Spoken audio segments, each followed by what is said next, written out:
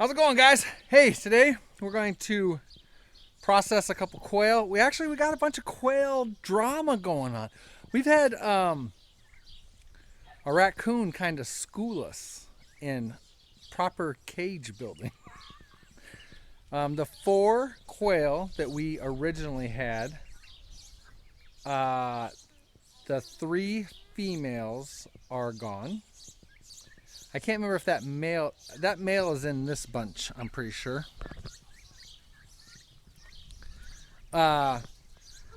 We have hatched out a bunch of others, but we only have 1 female in that batch. So now we're getting ready to go to Alaska, and we're trying to figure out what to do. I know we are getting the 4 quail that our Hodgepodge Homestead had brought home for themselves. John and Heather over there, they have a whole new plan going on. They're going to do some traveling, so we're going to get their quail. So what we have now is all the males in this cage, which is 5, not very many. And then we've got, I gotta get my counting correct. In the house over there, we have, I think it's 4 and 1. 4 males and 1 female, or 5 and 1. 4 and 1 or 5 and 1. So we only have 1 female. So we're contemplating what to do. We may go ahead. Those are a bit young. They are, they're a month old right now. So they're a bit young to process, but if we process them all and just left 1 male and 1 female, we might be set with a pair like that. These 5 are going to get processed right now, and they are, I don't know, they're probably well over 2 months old. Well over 2 months. Not real big. We're going to go ahead, process them, get them in the freezer, and probably eat them when we come back from Alaska. Try them out. So these guys, I'm going to do one of the methods that I saw, and I'm going to go back on my YouTube history and look and see whose channel I saw do it. Basically just going to cut the heads off with basically some scissors, some shears of some kind. And then we're going to skin it. We're not going to worry about plucking feathers and all that. So I'll take you through all that. What I'm not going to take you through is dispatching. We're just seriously going to hold it, and from behind, scissors. But the rest of it, there's no reason I can't take you through that. All right, guys. So the channel that I was following, I mentioned earlier, is Slightly Redneck. That's the name of the channel. Great channel, but it's his butchering process that I'm basically following here. Jenny's going to watch me do one, and then she's going to decide if she wants to jump in and help or not. And if she doesn't want to, it's no big deal. Yeah. But it's weird. We are at the point now where we are in the kitchen, just like the guy of the Slightly Redneck channel, just like he was in his kitchen butchering, but he said that's probably because he wasn't married. Jane don't care. Well, I mean, she cares. As long as it gets cleaned up. I mean, if I came in here and threw a whole deer on the counter, she might have a problem. I think the only thing, I'd be okay with deer. The woodchuck kind of creeped me out. Oh, yeah. So anyways, we're going to get going on this, and I'll try to replicate what Slightly Redneck did. Okay, so we are ready to go. We're going to try and do most of this over the sink, and then when the bird is ready, put it over here in the ice, and then we'll package it up. So, what Slightly Redneck did was he took a wing right close to the body. He was holding it. Ooh. Ooh. Yep, Jenny did not like that sound. Right up close to the body. Boom. And then what did he do, Jenny? He said like right below the knee. Yeah, when it's upside down. It's actually below. right above the knee, but yeah. Did that come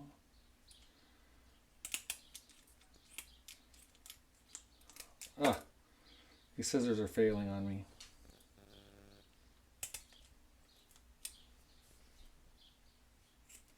Okay, and then let's see how it works. Jenny's over here cringing. I'm like looking but not looking. Okay, I'll try to get a different angle. I don't know if the camera was set up for you guys to see that real good. He said just breast side up. Feel those little breast muscles. Oh, that's silly. That's so ridiculous. He said just to grab it on each side and tear. Up, and it did. It tore. Awesome. And then we are just going to peel this off.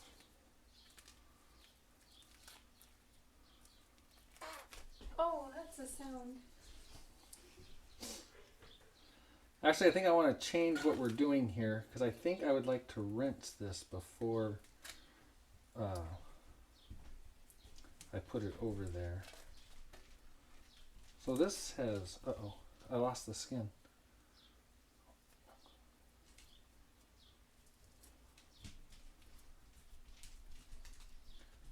Just like with a chicken, I am pretty sure, yeah, we're definitely going to need to rinse. I am pretty sure he then, I'm trying to remember, finished cutting the neck off.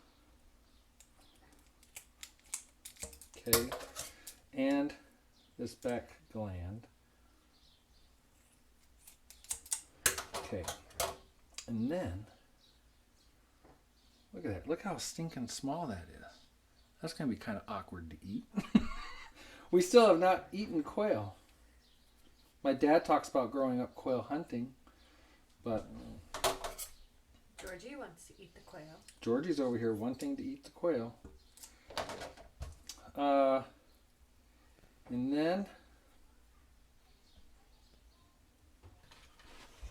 okay, the miracle of video, I've changed this up a little bit. I want to be able to rinse here. So we're going to put everything into this bag, and then the quail that we need to do is here. So here's the next step. And we have cleaned everything in here really well before doing all this as well. So what do you say, Jenny? That he went through the neck. Through the neck next to the spinal cord. And on one cut side. all the way down, right? Yep. On both sides. Yep. That sound is giving Jenny the weebie-jeebies. Okay. Now,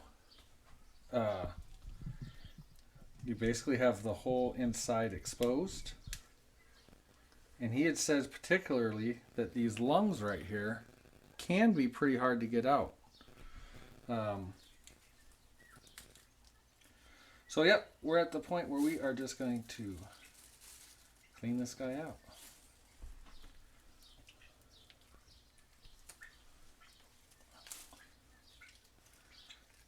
I have heard we are not organ eating people. I'm just saying that right now. People talk about saving the hearts and this, the livers. We're not. But I've heard that these quail hearts, where am I at, are absolutely delicious. That is what I've heard. So here's the lung that you said you got to kind of get a fingernail in there to kind of pop them out. Let's see. Okay, I think I got that one coming.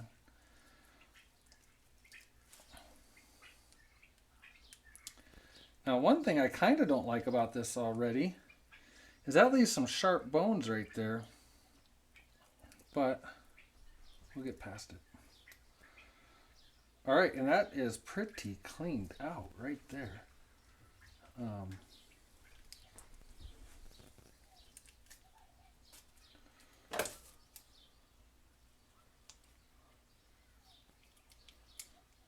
I'd say we do need some better shears. Jenny warned me against using these, but they haven't been doing too bad.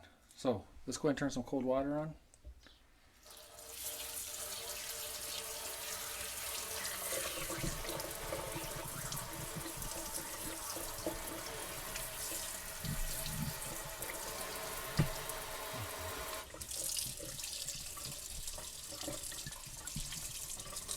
As far as processing goes, I can tell you right now, I'm kind of liking, oh, and I think he said something about there's a bone right here to get out too, but I think we'll just leave it for right now. Is that?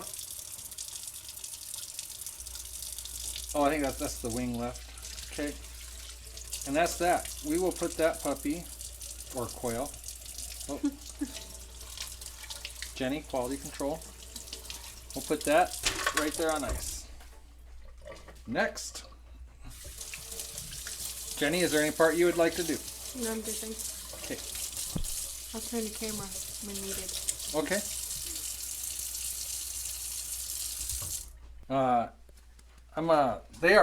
Jenny and I think they are just absolutely beautiful birds.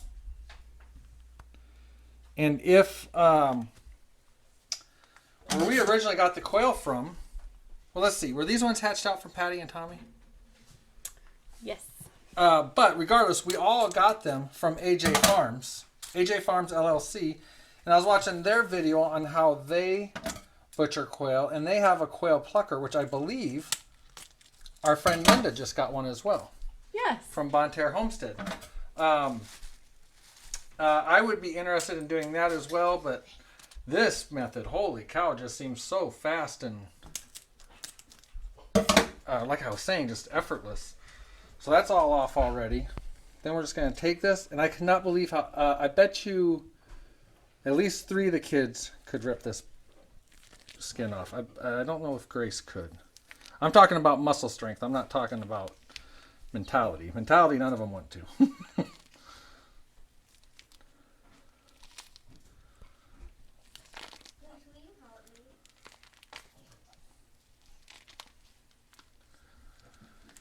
I found some of these had skin come off a little bit easier than others. That was like just one big old chunk. And Jenny and I agree. The quail have a unique smell when I'm butchering them here. And I honestly don't really care for it. It's not stopping me from butchering though. It's not going to stop me from wanting to raise them. We'll have to see what they taste like. What they end up tasting like will probably determine if we keep raising them or not. Cut that neck off. And then I'm going to give it a rinse because I don't know what the feathers are really looking like right now. And I did not do this on all the other ones except for the first one, but I think I like cutting this gland off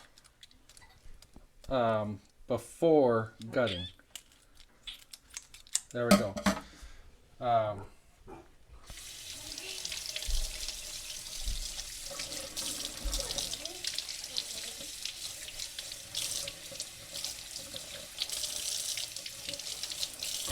There we go. Beautiful. Oh.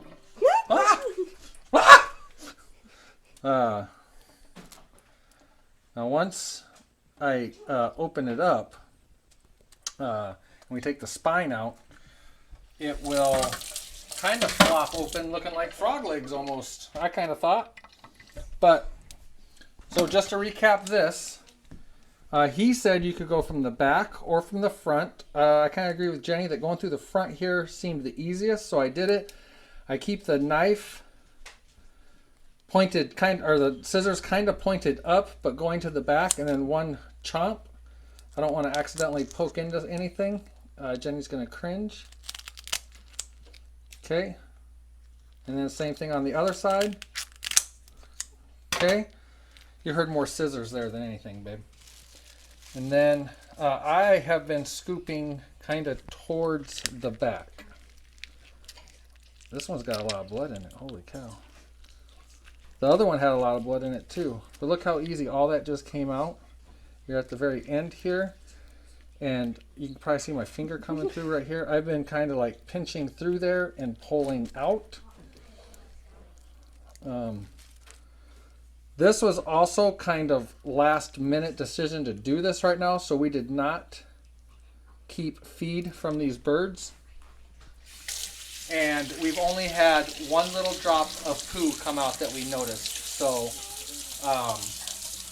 this method seems to be a pretty good method for us.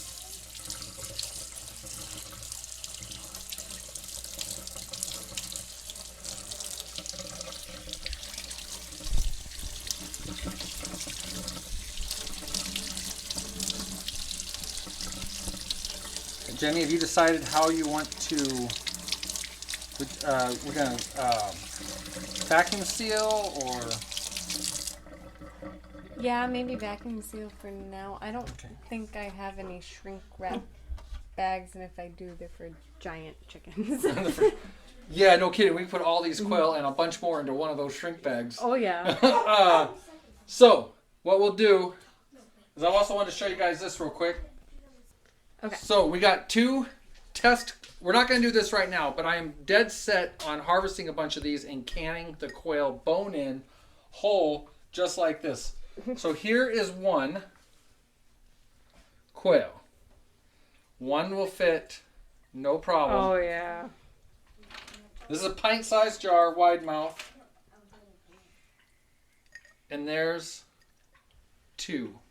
We can get 2 in there with enough headroom and stuff. And we would probably raw pack this. So it would end up filling up with its own juices, I would believe. That's how we do that, and you watch for that video coming. That was wide mouth, so that was pretty easy to do. Let's try it with, yeah, see, I can do it with a normal mouth also. Although it doesn't seem, that jar seems really big. So you might take some finagling, but 2 will still fit. Yeah, a pint's a pint, kind of, right? Yeah. So yeah, I could still get that in there. Enough headroom, all that. We're good to go. Yep. But these, we're gonna weigh these real quick, Jenny. I'm really impressed with how good these look. I mean, they're so stinking small. Look at my hands here, but they look good. I don't know. All right, so we're gonna go with grams, or let's see what this is. 124 grams, which is 4 ounces. 4.4 ounces. So that was what? 124. How old were these birds, Jenny? I said in the beginning they were at least 2 months old. I don't know if that's right. 138. Yeah, they hatched out in April. 120. So yeah, they're about 9 weeks old. Oh, that's a small one. That's a small one. They must have been twins. Yeah. All right, we'll get these packaged up. We've patted these dry. They're pretty dry. We're gonna load them into this shrink bag. I have to be careful. I have to keep an eye on this. Because now these leg bones are sticking out quite a bit. And I'm worried about them poking through the package. So we're going to try to arrange those carefully, I guess. I don't really know what I'm talking about with that, but we're going to try. And we think we cut this bag way too big, which I'm thinking we did. But we wanted to be on the cautious side as well. So look, I got those in there. And we're putting all these into one bag because this is going to be one meal for us. Not even. Not even. But I need to also be careful of those rib bones, I think. So I've actually put all the legs in towards the center. That's all of them, all 5. We'll just close it up like this. Then I'll end up cutting it too. If I cut it, I'll end up cutting it too short.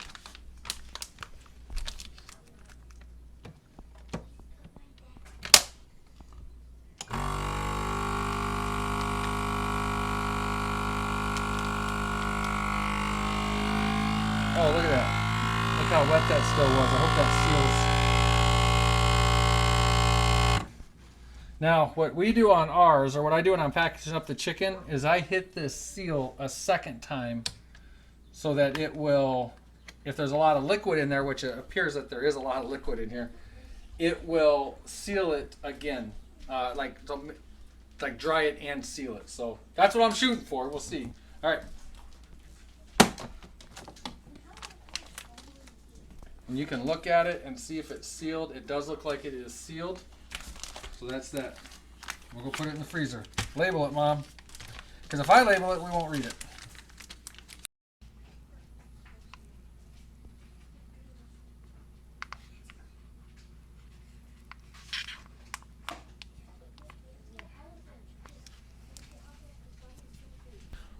All right, first quail butchering. What do you think? Crunchy. Crunchy. Well, if we did it with like a chicken, it wouldn't be crunchy. If you processed them the same way, it wouldn't be crunchy? Right. Or it'd be extra crunchy. I don't know. Okay.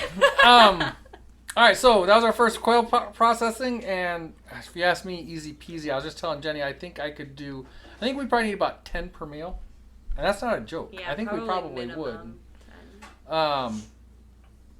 It went really fast though. 5, whole carcass, 5 would be over a pound, right? But anyways, yeah. I honestly think I could butcher enough for 4 or 5 meals easily in an hour. I think I could. Well, an assembly line of family members. Yes. At least Jenny, I, and maybe one other kid. I think we could do 4 or 5 meals worth in an hour. Yeah, that did go a lot faster than chickens seemed or to, anything yeah. else that we've managed to do so far. All right. Thanks for hanging out, guys. Appreciate it. Bye.